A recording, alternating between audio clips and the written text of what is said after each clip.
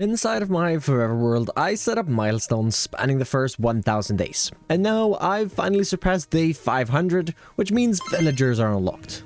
And the first thing I want to do with that, get librarians. Because up until now, I've been playing without mending and max enchantments, which has been a fun challenge, but if this world is going to keep growing, it's time to take the next step. But before I can get any librarians, they need a home. And what better building than a monastery? I mean, a library would make sense too, but I can't exactly build one in the middle of a bunch of fields. A monastery, however, should fit right in. And first of all, we need to figure out a spot for it. And I'm thinking of this plateau on the other side of a lake, a little bit away from my current builds.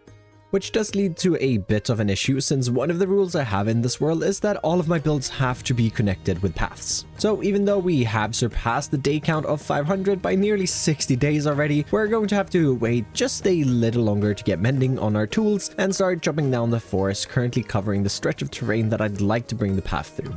Full inventory of wood pretty much from that, so can't complain, can I? To continue, we need to go and put a few resources together though, which means a bit of crafting, looking through chests to see what resources we already have. And I've got a fair bit of the resources put together, but need to ride over to the fishing village I've made, not for fish, but for string, as I found a spider spawner underneath that I converted into a string farm. Grabbed a few resources from the project last episode and so far been able to put together all of this. But I need a bunch of shovel things and my shovel is not looking too good. Hopefully though, being a little lazy since we're almost at mending, we can just do that. And that should be able to last us. Come on, Rumble. Off we go. Down to the desert. On our way over to the mangrove swamp, just want to stop by underwater and gather a bit of dead tube coral.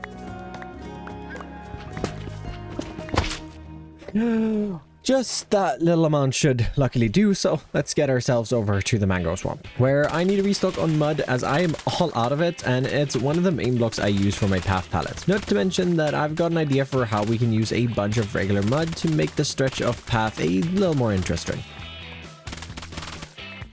Getting back and dropping this off, I had a bit of wheat but ran out crafting the mud into packed mud, so let's give our 2 wheat fields a quick harvest to craft the last little bits and restock my supply. And pretty much the only blocks I'm out of and need to restock are the ones related to the path. So over to the dark oak forest, I've gone to clear away the roots of another azalea tree. And I think I'm going to have to find a new area with this because I wasn't able to see any others I haven't already cleared. Onto our final resources, mushroom blocks, where I realized how much easier it would be to harvest these on the nether roof in the last episode, so that's going to be my go-to for now until I get a mushroom shopping area set up. Back in the old world, we've just got to transport these resources down towards the lake. Looking good now with all of these, and I kind of want to start moving up over here, and we're gonna have to do a lot of terrain fixing, but let's get started with grabbing our path blocks at least. Start extending the path down the slope, preparing for it to continue straight and over towards the desert in the future, but for now creating a gradual slope down in a half circle towards the water. And we're making good progress, so I'd like to throw a spanner into the works and create a bit of more work for myself. Of course, all to make it look a little better. Currently the path is floating, so we are going to have to create a new layer of grass terrain, and I think it might be a bit flat and boring, so I want to first of all come up in sort of an inverted half circle and build up the base of a stream running through the terrain. Speaking about a stream, I've actually streamed everything you've seen me do so far in this episode, and if you want to check them out, I'm live Monday, Wednesdays, and Fridays on both YouTube and Twitch. Still more dirt to bring in on the far side of the river, but I'm liking it so far, especially having mixed in a lot of coarse dirt and a little muddy mangrove roots into the base of the stream. Now we need to figure out how to connect this down to the lake, and I think I want to make this lake bigger, which means we have to do some digging, which means I have to go and get my beacon, which currently sits down in the mine, and I'd like to keep the base, so I need to grab some new iron blocks. Grab the beacon itself, and get a new one built up down over the lake that I hopefully won't have to move later to clear away blocks for the monastery itself. But we won't worry about that for now. It's definitely close enough to where I need to clear away some blocks to create a path for the river, while also pushing back the current lake edge to expand that as well. With the blocks out of the way, we've got the space to bring in some custom terrain along with the final bit of our stream.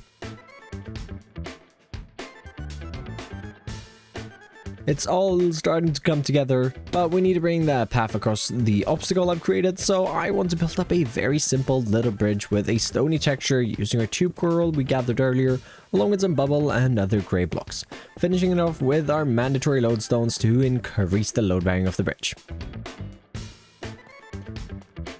That's looking a whole lot better, and we can get across the river and the problem that I created myself. And well, before we continue the path off to the next bridge, I want to complete this river up, which starts with, of course, getting the water filled in. A little tedious task, but not too hard, continually grabbing buckets of water from the source books created and moving up the stream.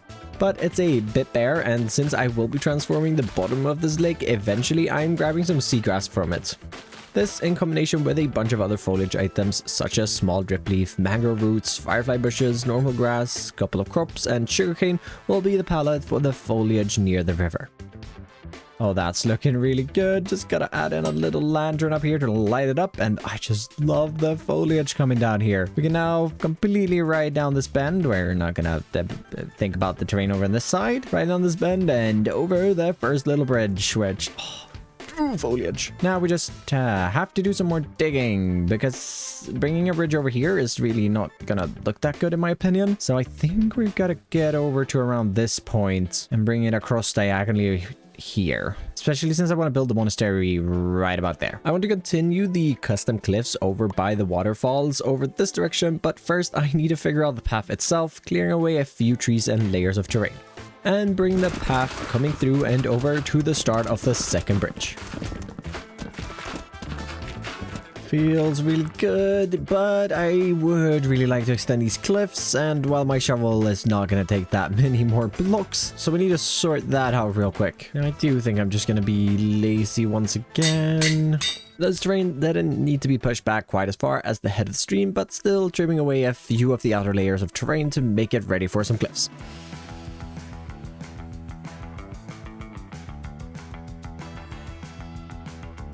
Which I'm going in just extending over from the ones we started earlier along the water and over to where the bridge is going to rest. Using our darker palettes with some basalt, pale oak, and cobbled deep slate, moving into tough acacia andesite, through stone, light gray, and finally into our light gray concrete powder. Then it's raining, so I can't quite start on the bridge just yet, but I can wrap up the custom terrain towards the starter area, bringing in a rock face down by the path and a second one up next to the honey farm. And this entire area is starting to come together really nicely. Definitely a lot more work left to do to finish up the path and get some buildings, maybe some fields in on the new terrain we've created. But that's definitely a future project, and same with this little wall over here, because I decided I want to turn this mountain into a actual proper mountain, just like I'm doing right over there. But that's a future project, and I don't want to go ahead and slope this off, do a bunch of digging to fix that up, and then end up coming back and creating a cliff face here. It'd be a lot of wasted time. Instead, let's focus on continuing to move towards the monastery, where the first thing I want to tackle to get this bridge started is some support, just to figure out exactly where it's gonna go. Where I'm using a few deep slate bricks, we're gonna come in with some chisel tough, moving more into the tough bricks. We'll go another layer of that, and we're just gonna continue extending this up, where we can start throwing in some regular stone bricks as well, and shape this off a little bit using some walls. We'll sort out a second one of these pillars, a few blocks to the side.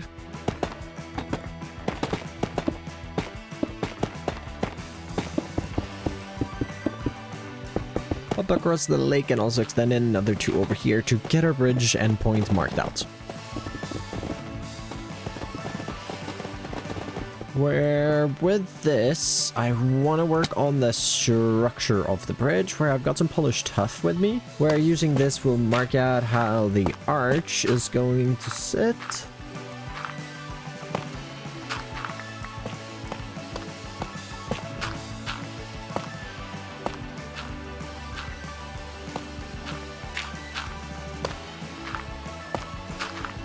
Here, let's get our lodestone in, and we'll use some chisel tuff here to get this bit of line in going and connecting up the pillar over here. Then at the moment, this is going to be a very, very flat bridge, even though it's at a diagonal. Diagonal means we don't have to do much, but I figure just a little bit of an indent here with some polished tuff stairs might do the bridge very well. Up here for the railing, as we're at the walkway level now, I think we just put that in, and then we're gonna go lodestones, 3 grates, and if we stack this across and my math is correct, we should be end up with a chisel tough bricks on the other side as well. Perfect. Now, I didn't quite feel like waiting for these trapdoors to oxidize, so I just have them in the unoxidized stage at the moment, and I think I'm gonna just let them oxidize down to the exposed stage and then wax them, unless actually, that looks alright. Might keep that. Time to repeat this on the other side, bringing up the arch and creating the railing. Grabbing some of the leftover stone and terraforming materials, along with a bunch of coal ore to create the space between the arches and the walls of the main bridge. Now, while the coal ore might look a bit weird up close, it looks really good from a distance. The final thing now is the path across the bridge itself, using a mix of different brick blocks, adding in some mossy patches and some eroded bits with mud and granite.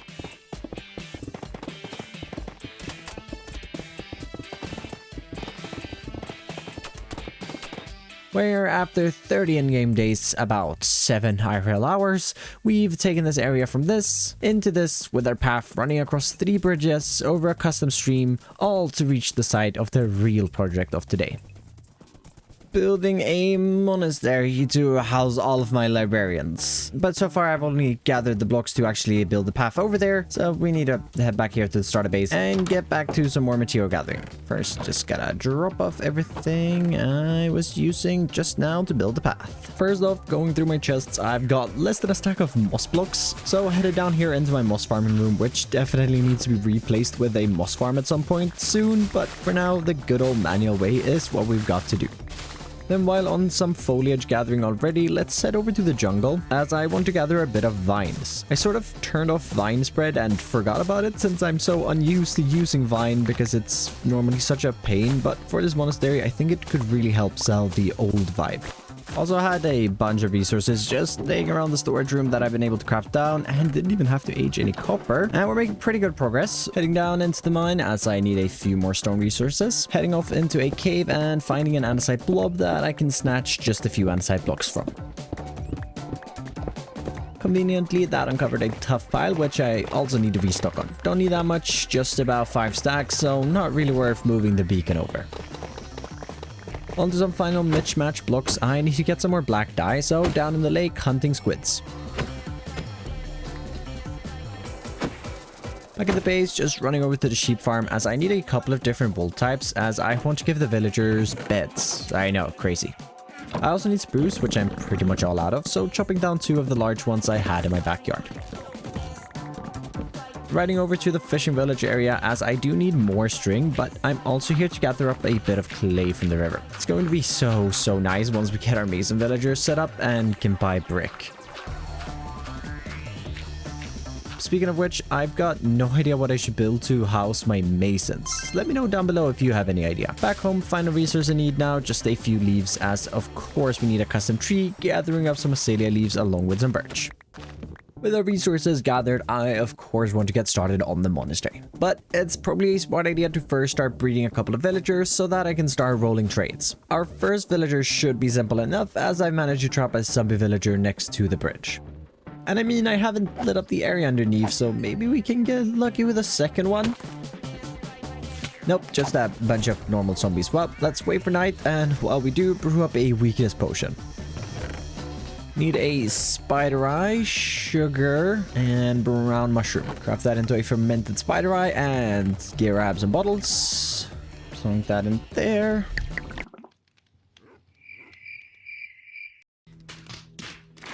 With that sorted, it's turning night, but I'll get started on some digging while I have a look around. Unfortunately, couldn't spot any, so let's get this piece of terrain finished up, preparing the area for our monastery.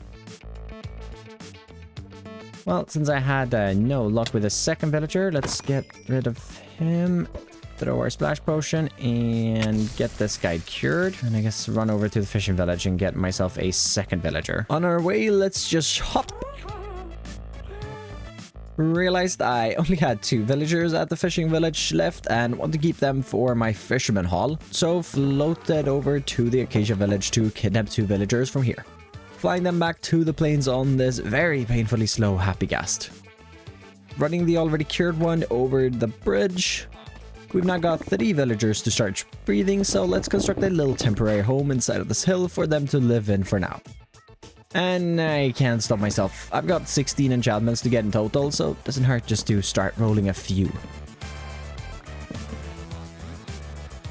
I'm not going to take it on that one anyway. Silk Touch I do want. And I guess 8 doesn't, like, that's a pretty cheap one. We'll lock this in, I think. That is our first ever trade. Should have recorded that. Now I have to take a clip. Someone clip it. Okay, well, that's a mending book. But that is so expensive. I think I'm going to just keep rolling. Oh, literally, like, the next trade. Perfect. Right, we'll lock that in. Kind of want to buy it right out. Sweet.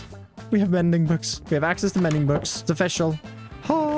Okay. I won't allow myself to use the enchantments until they have a proper home. So we've got to start working on the monastery itself. First off, some more digging. Whoa, who could have seen that coming? Stam doing some digging? Unheard of. Got the resources now finally moved over. Just gonna reclaim my tools. And I know, I'm also a little tired on all the terraforming. No, I'm not. But I've just got to bring the path over and into the monastery courtyard.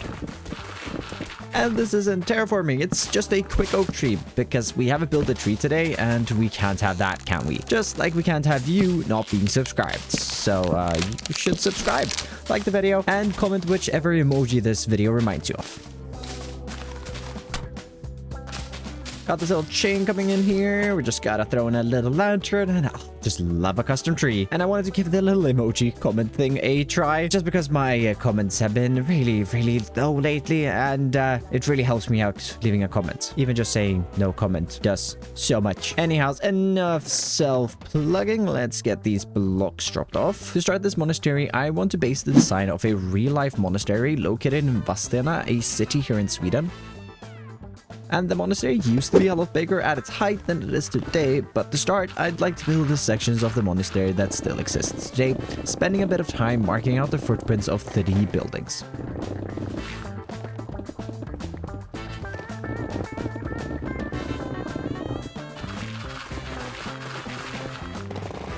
Which means we can also continue and extend in the full courtyard, where I've decided to transition from our path blocks into our gravel cobblestone and some mossy cobblestone. We'll get back to the courtyard itself as it's missing a few details, but I want to flesh out the buildings first. And currently, I think I'm going to be able to fit the 16 villagers I want in here. Plan is going to be that we create, I think, 4 rooms throughout here. Gonna be a little tight corridor, but this should work. And then the good thing about the monastery actually having been bigger in real life is that we can decide to expand it in the future and add even more librarians off in this direction, I think, or this one, which yeah, that might be a little hard. We might have to improvise a little bit, but it's fine. Looks like I forgot the brick. I have the stairs, but not the actual brick blocks. And I'm pretty sure I know why I forgot it. So I was smelting it up here and...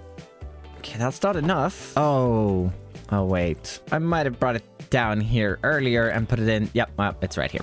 All right, great. Damn, what a waste of a trip. Right, with that blunder out of the way, let's start building up this first little structures side, where I want to bring in some of these for some windows. Then we're going to use granite and brick from our dripstone base here, of course. Coming up right there. And this is at a bit of an awkward diagonal, as the building in real life was at a diagonal, and I wanted to get that in here in the world as well. On top of this, I'm thinking we can bring in a wax exposed chisel block and some polished granite running up into the middle, into another one, and just repeating these coming down on that side. Then let's bring out our copper bars. I know it's very much the same color, and I actually think the roof is going to be a similar color because I mainly took inspiration from the shape and the layout from the real life monastery, but this building was also brick with a brick roof, and I kind of want to try that out, which is why I've added in this border here at the top.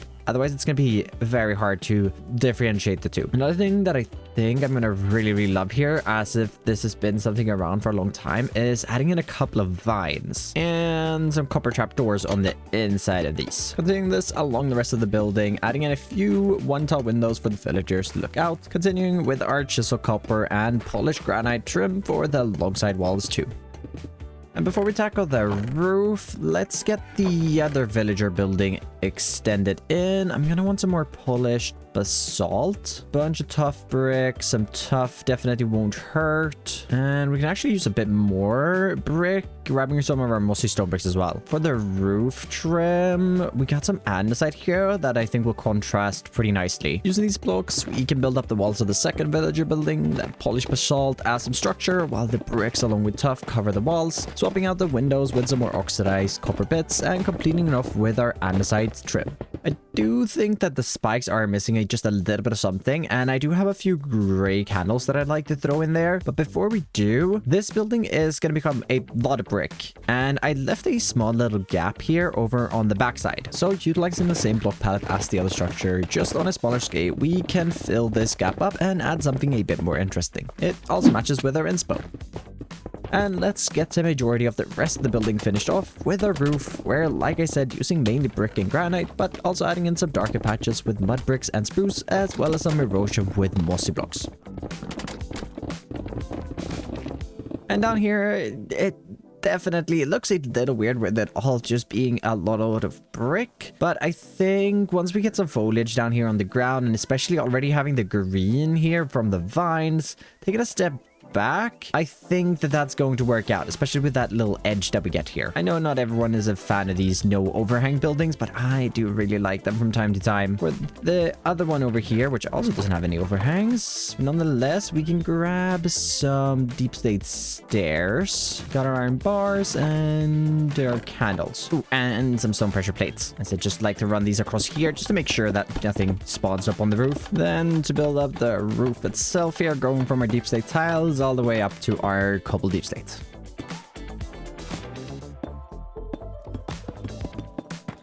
That's looking a lot better now that these are a little spiky, and we got the roof in. Also added that in over here. Can't really quite see it at all. You can see a little bit of deep slate right in there. Now, before we get the villagers in, first of all, we should probably light this up, as well, I don't want a surprise creeper or anything, but I'd also like to get the courtyard wrapped up. And for that, I've got a few tough blocks I'd like to use. I was thinking we can get a little ring in of some tough bricks. Then on top of this, just a few temporary blocks where I want to bring in the edge of a little fountain. I just think that's going to be really perfect here in the middle of the monastery, where it might not make that much sense in real life, but I feel like in a lot of games, whenever you find a calm monastery-like atmosphere, there's usually a little fountain in the middle. Just get this up with some chisel tough bricks into a tough wall, and just to spike that off a little bit, I do have 4 great candles left over, which is actually perfect to get in on top of that. And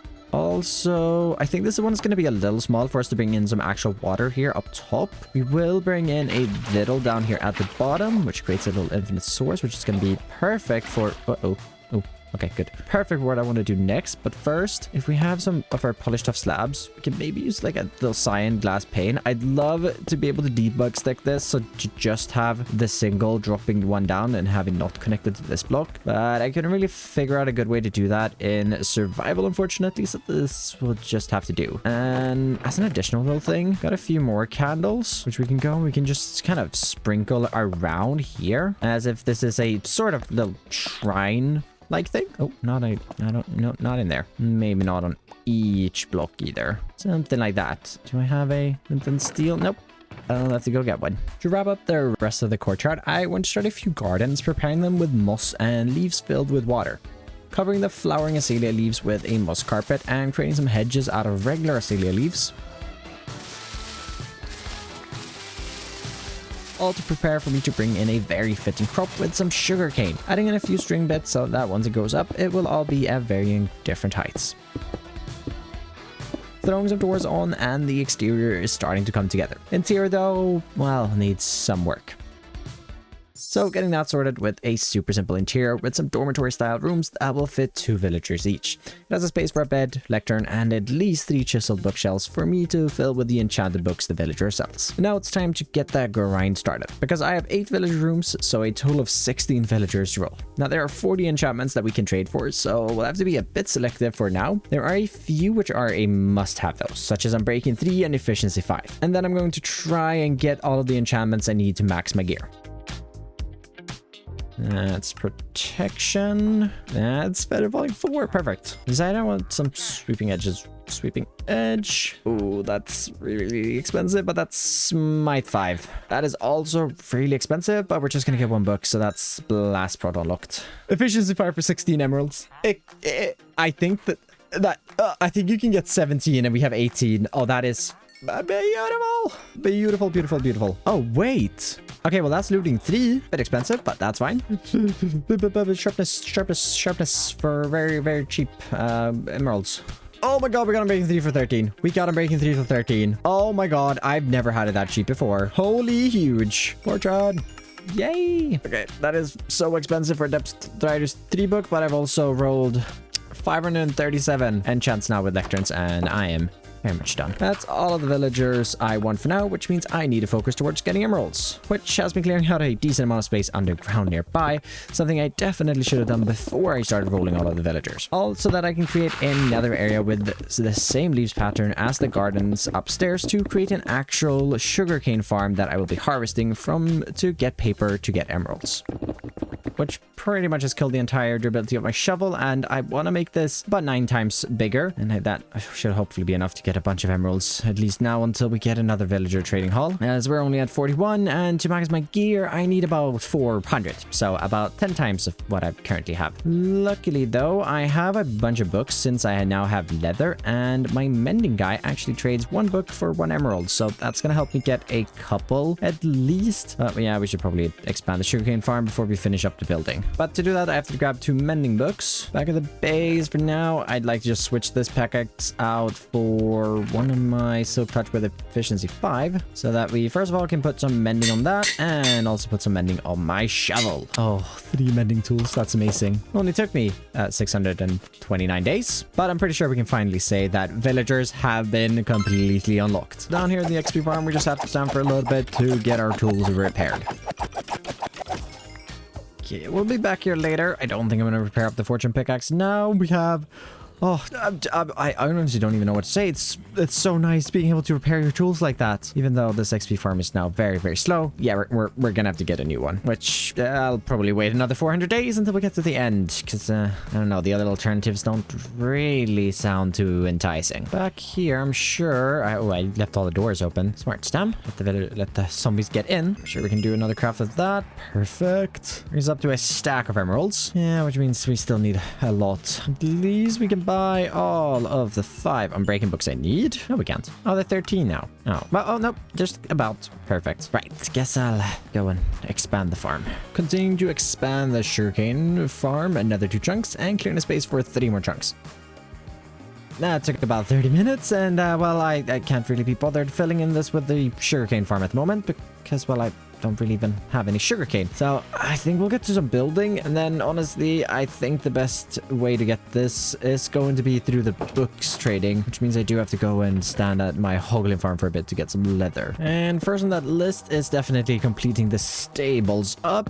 Here would be a nice place to put Rumble once we're in the area, with 1 stall on this side and another there. Then I'm pretty sure using spruce shelves is better than trapdoors, as the horse definitely doesn't seem to be jumping up and down nearly as much. So we'll get that extended in. Just left a little bit of space here for some barrels. Brought along a little flower pot. Why don't we just throw in a few trapdoors up here up top where it won't really matter anyways, because the horse is not going to reach it. And for the walls, I've got most of the books I need, but I do want a bit more copper and some oak trapdoors. Extending up the walls, going with a similar vibe to a horse stables I built all the way back in episode 2 with some andesite, stone, and lightweight concrete butter.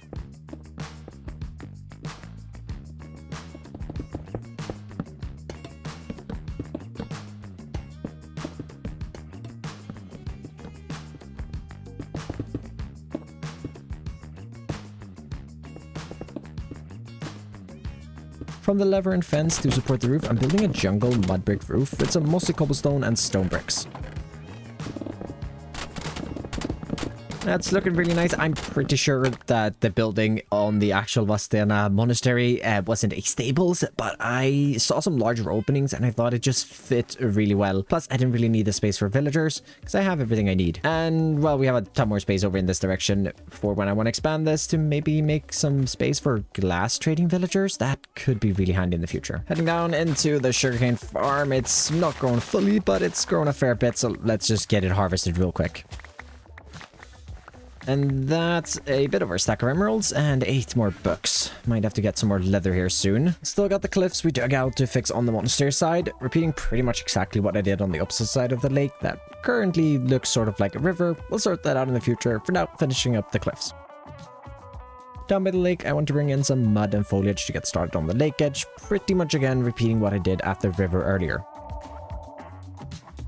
That's looking really good there. Probably should have added it in on this side as well, but I'll do that once we transform the rest of this lake. And I guess it sort of looks like a river here because it's going to turn into a river. It's going to go through this valley and all the way over to the ocean. All the way out there. That's going to be a project and a half, but that's a future project for sure. And I harvested sugarcane once more and we're up to about a chest of it. I'm probably gonna go stand at the Hoglin farm for a bit to get a couple more books. Although, guess it's fun to buy things. Let's get ourselves a sharpness 5 book and a smite 5 book. Also got enough emeralds for a sweeping one. Yes, yeah, the rest of the trades are pretty expensive, but at least we've got a start. Did some quick errands, stood up at the Hoglin farm for a little bit, and that is another nearly 3 stacks of books. And so much food. Right, back over here. I mean, I'm gonna use these books anyways, even if I end up getting more sugarcane and crafting it that way. I think I have a crafting table back here, so I might as well craft up nearly 4 stacks of books. Jeez. And how many more do I actually need? We have the sharpness and the smites. We can get rid of this one now. Pretty sure. Yeah, I also have sweeping edge. So we need 1, 2, 3, 7, 8. It's just about waiting around and getting the emeralds. Where I guess I should also turn the sugarcane into paper so that we can trade that down.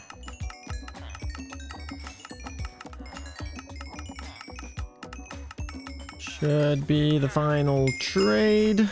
As we got a bit over 4 stacks and a half. Just gotta grab those. More books. And buy all the final books that we need.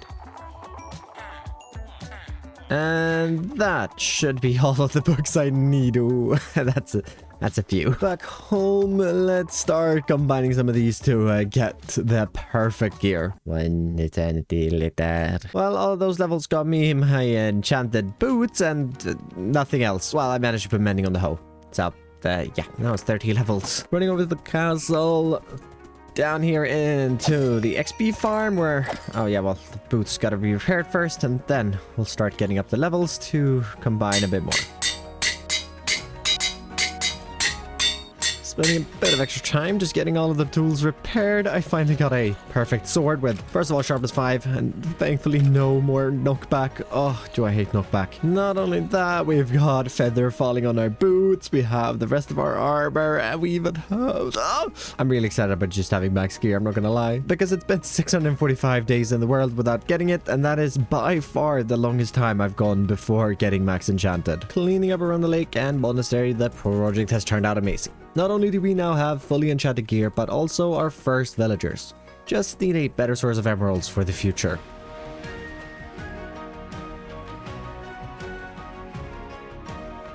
There's still a few areas that we touched today that are unfinished, such as this little plains here, and of course that the path is floating. And well, we need to touch up the lake, do a bunch of terraforming in the area, but that is things to expand on in the future. For now, I'm really happy with how this build turned out and how the monastery feels here. So as always, thank you to all of my supporters, and thank you to you for watching this video, and I'll see you in the next one. Bye bye.